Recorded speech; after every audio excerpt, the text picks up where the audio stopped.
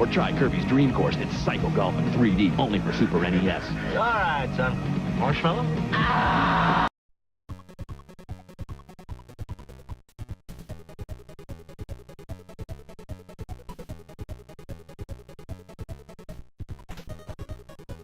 Welcome back, everyone, to day 3 of Kirby Week! Now we are in the Butter Building. And unlike Ice Cream Island, the name's actually kind of appropriate, because, you know, yeah, like, pretty much like, these next 6 levels, it's more or less trying to traverse and climb up this giant yellow building. So, okay. The name is actually kind of appropriate here. But that being said, so I noticed in the comments that, yeah, about the naming convention. I mentioned, yesterday that, you know, I was talking about, like, you know, the naming themes and shit, because I was making a big deal about, you know, Ice Cream Island, and yet there's no ice cream, what the fuck.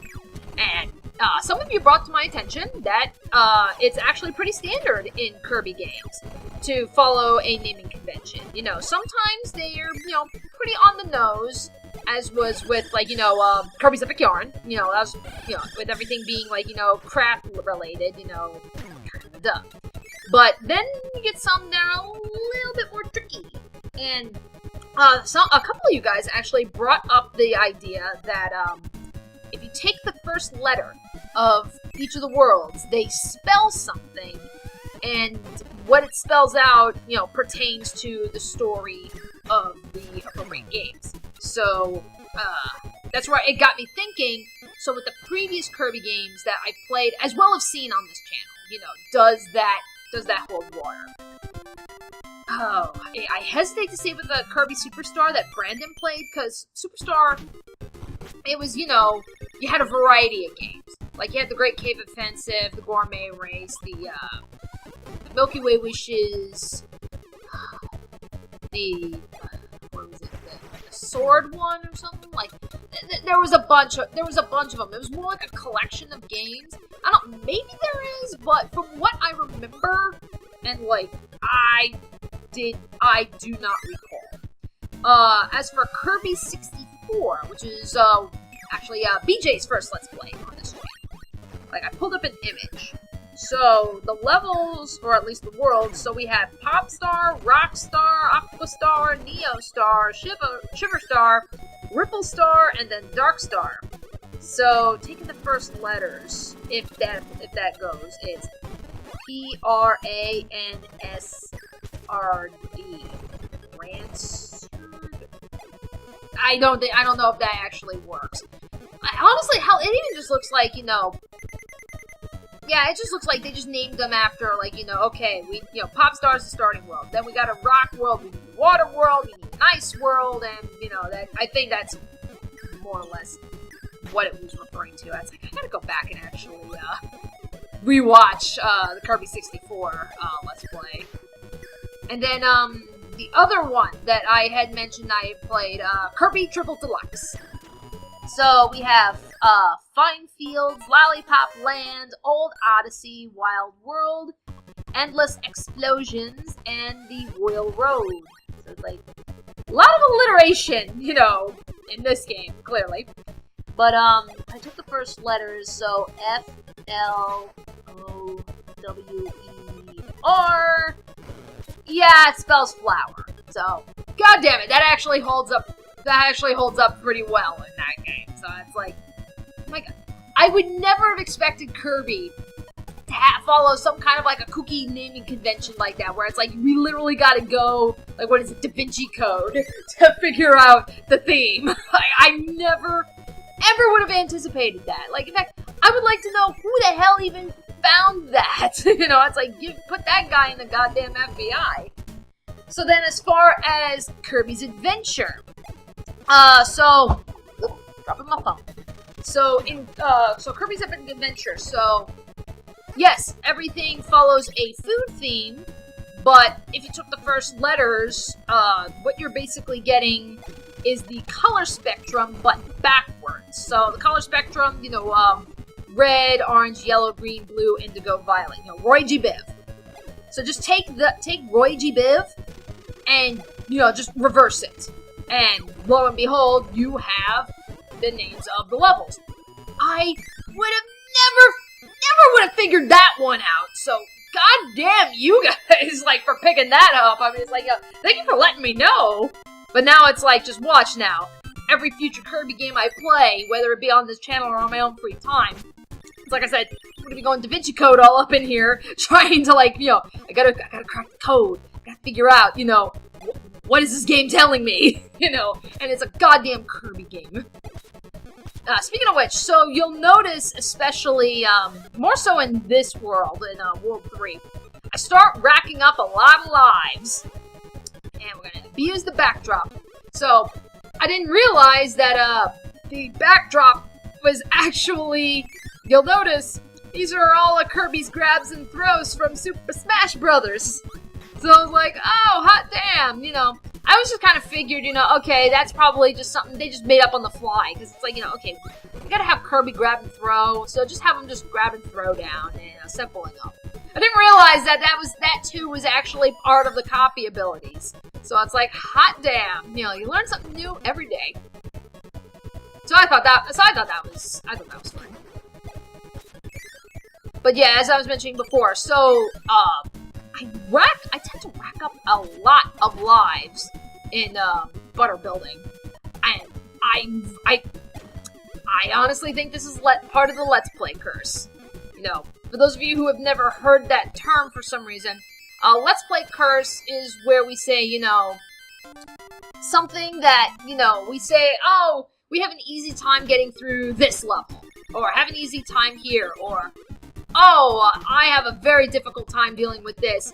But when it comes to actually recording for the Let's Play, the exact opposite happens. So it's like, so what we normally struggle with, we end up breezing through, and what we normally have an easy time with, we end up struggling. And I swear that's what happened here, because it was like, because up until this point, and hell, even after butter building, I mostly land on like level 2 or 3, but I was landing on level 1 a lot here. So that's where it's like, okay, at least it's the good part of the Let's Play curse. And I definitely earned a new respect for the backdrop ability, because, I mean, you guys saw what happened where, that one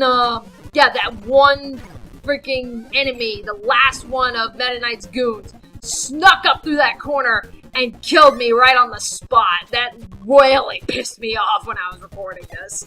It's like, god damn it, these guys gave me a hard time yesterday. And it's like, no, backdrop made things a lot easier the second time around. So it's like, I definitely have a newfound respect for it. Sadly, I don't really get to use backdrop a lot. I don't think I use backdrop anymore. But then again, you don't really run into backdrop all that often, because that's like, yeah, that came from one of, like, what would you call this, mid-boss or something? Like, that's where it came from. And it's like, well, good luck running into that enemy again anytime soon. Like, I think you do, like, towards the end, but by then, it's like, don't worry about it anymore. So, I definitely gotta say, like, I do got a newfound respect for the backdrop ability. I definitely like that one a lot now. And then, this fucking minigame. I have gotten so close. Like, I know I do the quick draw twice. And, I do better the second time around than I do the first time around. But it's like, my god, man, this freaking one. As like, this one doesn't annoy me nearly as much as the egg one. But if anything, it's just more so, it's like, ah, god, so close to, like, gutting through the whole thing.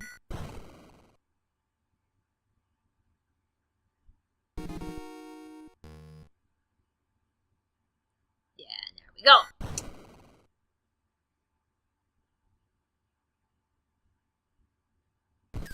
It's like, okay, yeah, I'll take those points, whatever.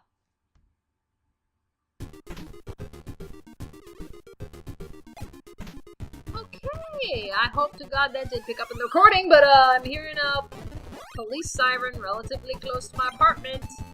That's never a good sign. I gotta say, I really like this rotating thing that they did with you saw this a couple of times throughout the butter building. So like again, like this is a NES game, right? So it's like, hot damn, man. That's like more respect for the NES being able to pull off that effect, let alone pull off that animation really well. Okay, this is another thing I gotta ask, like, to anyone who's actually played this game, like, classic on the NES, was lag a common issue? You know, because I noticed a couple of times throughout this Let's Play that, you know, yeah, I'm just flying around and it's like when there's like too many enemies on the screen, the thing lags.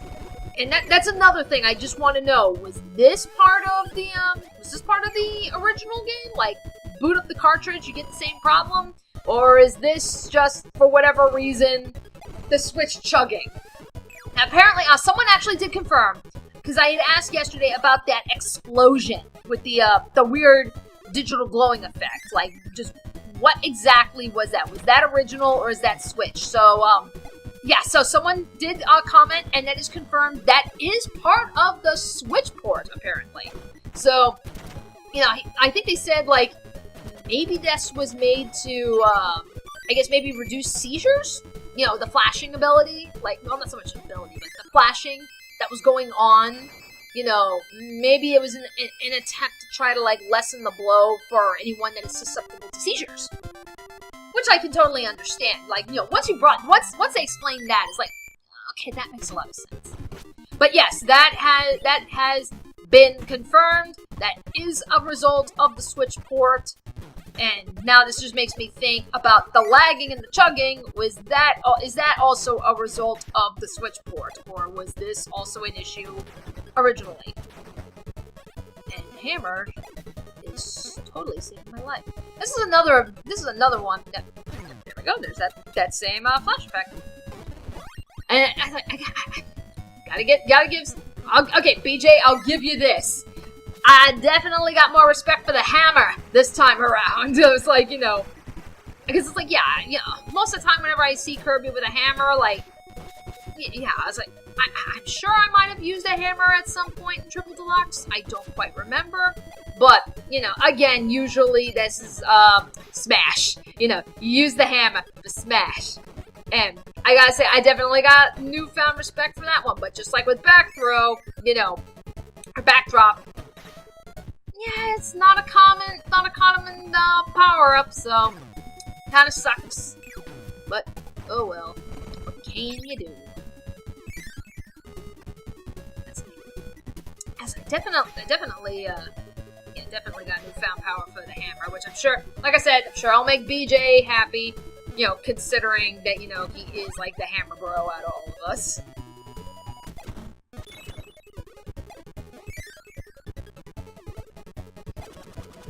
And I was like, yeah, talk about luck. I was like, I was not anticipating that.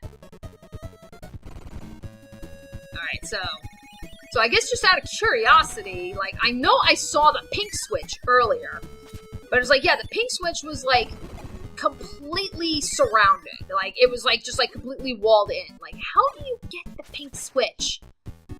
Like, that one eludes me. So it's like, you know, yeah, anyone out there can just tell me, just you know, just for curiosity's sake, how do you get the pink switch? And what the hell does that even unlock?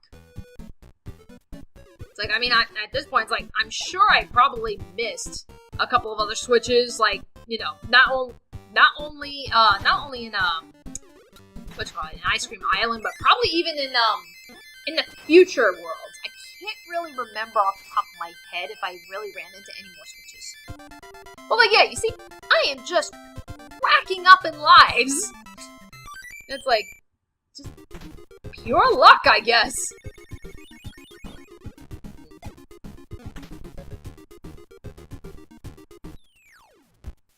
Yeah, and it's like, yeah, I think I pretty much end up getting, like, the same amount. Yeah, no, actually, less than before, so. Yeah, just fuck your egg game. Alright, so now it's time to take on these guys. I have no idea what they're called, but I'm just going to refer them to what we're probably all thinking. I'm just going to call them Soul Rock and Lunatone. Because, like, I'm literally fighting the sun and the moon. I might as well call them that. Where it's like, yeah, like, you know, yeah, it's like Soul Rock is shooting fireballs at me. And then we got Lunatone here, who's just a jumping son of a bitch.